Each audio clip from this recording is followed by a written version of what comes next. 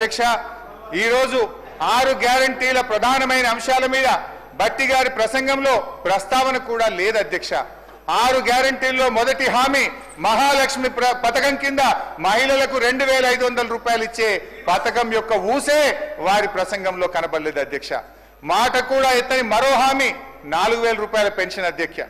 ముసలి వాళ్ళు దివ్యాంగులు వితంతువులు ఒంటరి మహిళలు నేతన్నలు గీతన్నలు తదితర 44 లక్షల మంది నిరుపేదల ఆశల్ని ఈ బట్టి గారి బడ్జెట్ అడి ఆశలు చేసింది అని చెప్పి నేను చెప్పక తప్పడం లేదు అధ్యక్ష మన ముఖ్యమంత్రి గారు కూడా మంచి వక్త మంచి కళాకారుడు అధ్యక్ష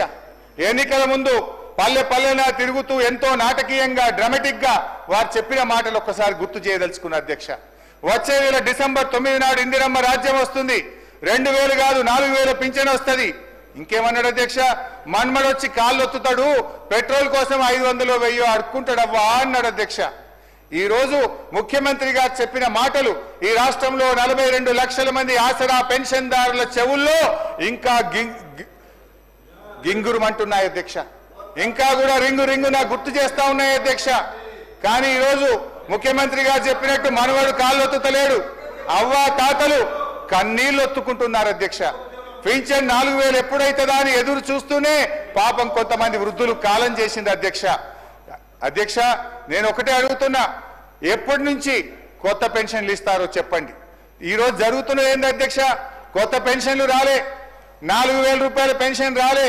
కానీ 1,00,000 మందికి పెన్షన్లు మాత్రం కోత మాత్రం పడ్డది అధ్యక్ష ఇకపోతే ఇంట్లో ఎందరుంటే అందరికి ఇస్తాం అవ్వకిస్తాం తాతకిస్తాం అని చెప్పారు అధ్యక్ష నాడు ఈ రోజు అవ్వలేదు తాత లేదు 4000 పింఛన్ లేదు అధ్యక్ష ఇక విద్యార్థులకు 5 లక్షల విద్యా భరోసా కార్డు అని 6 గ్యారెంటీల్లో చెప్పారు ఇవాళ బట్టి గారు 2 బడ్జెట్లు పెట్టినా దాని ప్రస్తావన లేదు వ్యవసాయ కూలీలకు ఇందిరమ్మ ఆత్మీయ భరోసా పేరిట 12,000 అన్నారు అధ్యక్ష ఈ రాష్ట్రంలో 1 కోటి మంది ఉపాధి హామీ కూలీలు ఉన్నారు అధ్యక్ష కానీ వీళ్ళు ఇచ్చింది 1,00,000 లోపు మందికే 1,00,000 కోటి మందికి ఇవ్వాల్సి వస్తే 1,00,000 లోపే ఇందిరమ్మ ఆత్మీయ భరోసా ఇచ్చి చేతులు దులుపుకున్నారు అధ్యక్ష నిజంగా కోటి మందికి ఇందిరమ్మ ఆత్మీయ భరోసా ఇవ్వాలంటే బడ్జెట్ లో 12,000 కోట్లు పెట్టాలి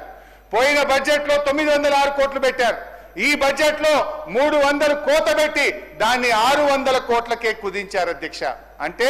ఇందిరమ్మ ఆత్మీయ భరోసాలో ఆ కూలీలను కూడా ఈ కాంగ్రెస్ ప్రభుత్వం మోసం చేసింది అధ్యక్ష సరే ఇండ్ల సంగతి ఇప్పుడే చెప్పిన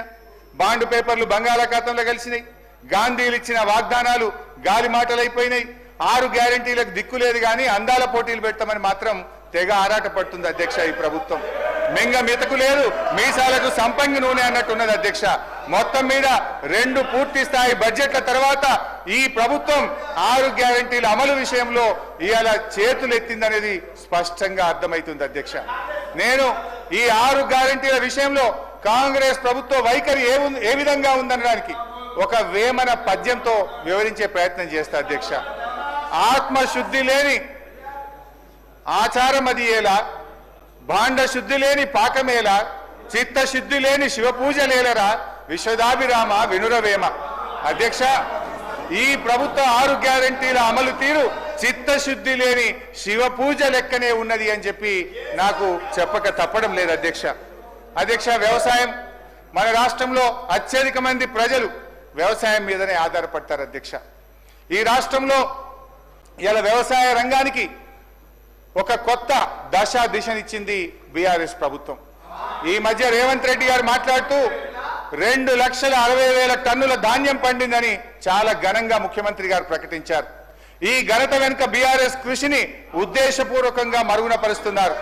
అరచేతిని అడ్డం పెట్టి సూర్యకాంతిని ఆపలేరు తప్పుడు ప్రచారాలతో సత్యాన్ని దాచలేరు 2014-15లో సాగు విస్తీర్ణం ఎంత అధ్యక్ష 1,31,00,000 ఎకరాలు 9.5 ఏళ్ల బీఆర్ఎస్ పాలనలో సాగు విస్తీర్ణం 200